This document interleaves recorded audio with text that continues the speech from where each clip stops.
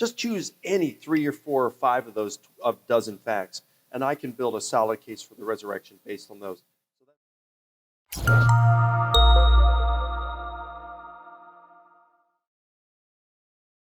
Well, Lee, the minimal facts approach was something that was developed by Gary Habermas. And basically, he came up with 12 facts that he said these are strongly evidenced or are granted by most scholars who study the subject, including skeptics. So anybody who's knowledgeable in this field, even skeptics, would look at these 12 facts and say, yeah, I'll give you those. That's right.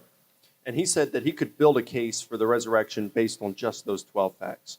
And then over the years, he got down and he said, I'll tell you what, we could probably base it on just 3 or 4 or 5 of them. And that's what he called the minimal facts. And he'd say, just choose any 3 or 4 or 5 of those dozen facts, and I can build a solid case for the resurrection based on those. So that's what he called the minimal facts.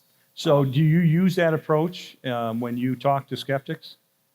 I used to use that one all the time. I used a little nuanced one right now since writing that big book, but I still think the minimal facts one is a little simpler. Yeah.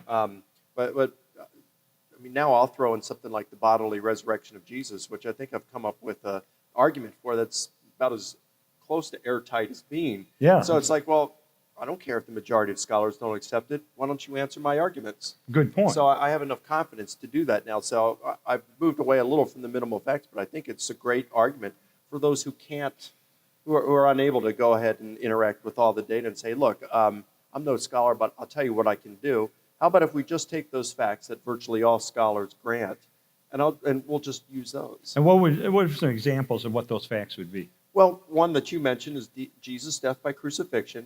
Virtually 100% of even skeptical scholars grant that. That's just not in dispute. Right. You know, you'll have some Muslims who will dispute it because of what the Quran says, and you'll have a few flakes out there that say Jesus never existed, so of course he couldn't have been, died. But you don't find anyone really taking that position outside of internet skeptics. Yeah.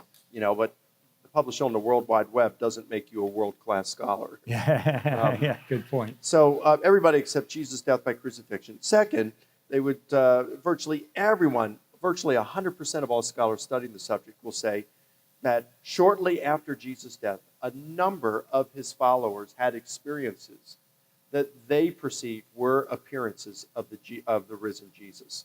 They really thought that Jesus had risen from the dead and had appeared to them. Virtually everybody agrees on that. And that's because we have probably 9 or so good sources for that. Oh, yeah. Yeah, in fact, in our book, The Case for the Resurrection of Jesus, Gary and I lay that out, and we put an acronym together, POW.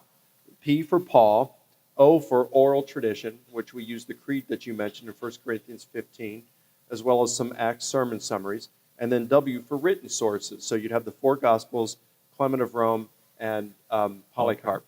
And so those would be 9 sources that show that the disciples were claiming that Jesus had been raised from the dead and had appeared to them.